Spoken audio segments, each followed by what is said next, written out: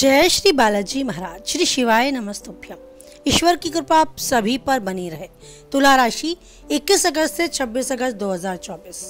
जानते हैं क्या कुछ उतार चढ़ाव देखने को मिलेंगे तुला राशि से जुड़े जातकों को 21 से 26 अगस्त 2024 के मध्य।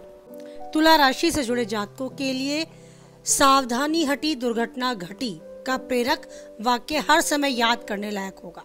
इन दिनों आपको इसकी अनदेखी करने पर न सिर्फ चोट चपेट लगने की आशंका है, बल्कि आपको आर्थिक नुकसान को भी झेलना पड़ सकता है।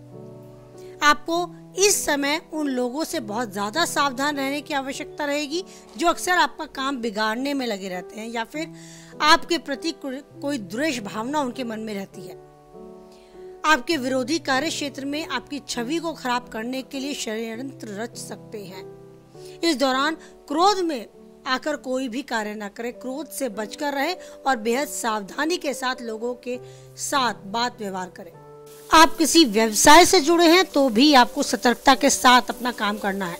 इन दिनों आपको अपने कारोबार, अपने व्यवसाय में उतार चढ़ाव की स्थिति बनती नजर आएगी।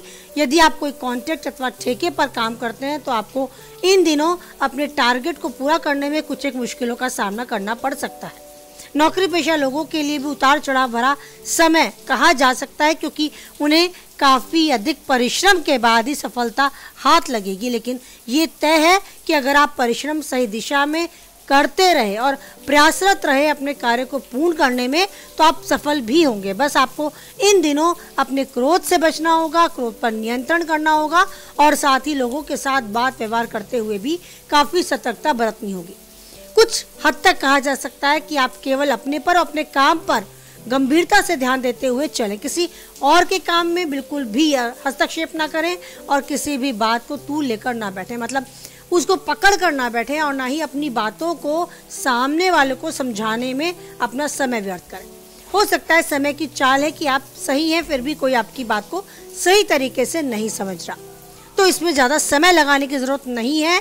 समय के साथ हर चीज़ें आपके अनुकूल, आपके पक्ष में होती आपको नजर आएंगी। इन दिनों व्यवसाय से जुड़े हैं तो हो सकता है इसी सिलसिले में कोई लंबी दूरी की यात्रा करनी पड़ जाए, लेकिन ये भी तय है कि किसी धर्म स्थान पर जाने का कार्यक्रम भी आप अपने परिवार के साथ बना सकते हैं। परिवार की बात की जाए तो माहौल आपके अनुकूल काफ़ी हद तक आपको देखने को मिल सकता है। बस आपको अपने क्रोध पर नियंत्रण करना होगा, कुछ चीज़ों को लेकर धैर्य बनाकर भी चलना होगा। आपको अपने परिवार में अपनी बात को रखने के लिए समय का ध्यान रखना होगा। समय को देखते हुए, सामने वाले के भावों को देखते हुए ही अपनी बात कहनी होगी। सेहत संबंधी दिक्कतों का कारण आपका काम उससे प्रभावित हो सकता है, तो वो दिक्कतें आपको झेलनी भी पड़ सकती हैं। कोई पुरानी बीमारी है जिसका इन दिनों आपको निवारण होता भी नजर आएगा। पहली कोई बीमारी जो आपको पूर्ण रूप से घेर चुकी थी, आप बहुत परेशान थे, तो उसके लिए आपको राहत ज़रूर मिलेगी। उसके निवारण के लिए आप कदम उठा पाएंगे और अच्छे से उसको इलाज के लिए जिस कदम पे आप चलेंगे उससे आप काफ़ी हद तक सुकून, राहत महसूस करेंगे। आपकी परीक्षा प्रतियोगिता की तैयारी में जुटे छात्रों की बात की जाए तो पढ़ाई से मन थोड़ा बहुत उचट सकता है, लेकिन ध्यान रखें इसका असर भविष्य में आपको घातक भी रूप दे सकता है। तो आपको अपनी पढ़ाई पर फोकस करते रहना है, मन लगा रहे, उसके लिए यथासंभव प्रयास करने हैं। प्रेमी जीवन के विषय में बात की जाए तो प्रेमी जीवन में थोड़े उतार चढ़ाव आएंगे। आपसी तालमेल में थोड़ी सी कमी देखने को मिल सकती है। धैर्य के साथ समय को बिताना होगा। अगर आप वैवाहिक हैं तो जीवन साथी के साथ भी थोड़ी बहुत बहस हो सकती है। आपके रिश्ते में थोड़ा सा तनाव आपको घेर सकता है।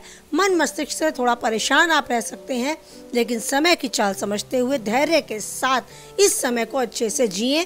ज़्यादा बातों में ना उलझें। अपनी बात को साबित करने के लिए बहुत ज़्यादा जद्दोजहद ना करें।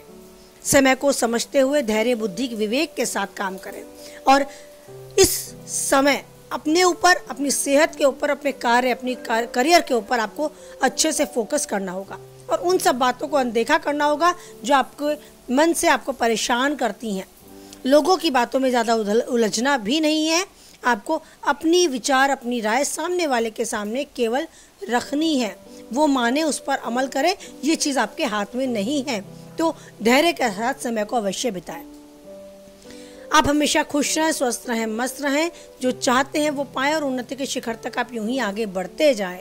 इसी के साथ वाणी को विराम देते हैं।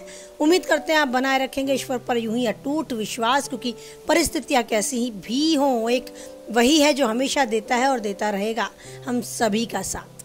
आपके साथ ईश्वर का साथ और ज़्यादा मजबूत हो, इसी विश्वास, इसी भरोसे को मन में धारण कर बोले हमारे साथ, जय बालाजी महाराज, जय माता दी।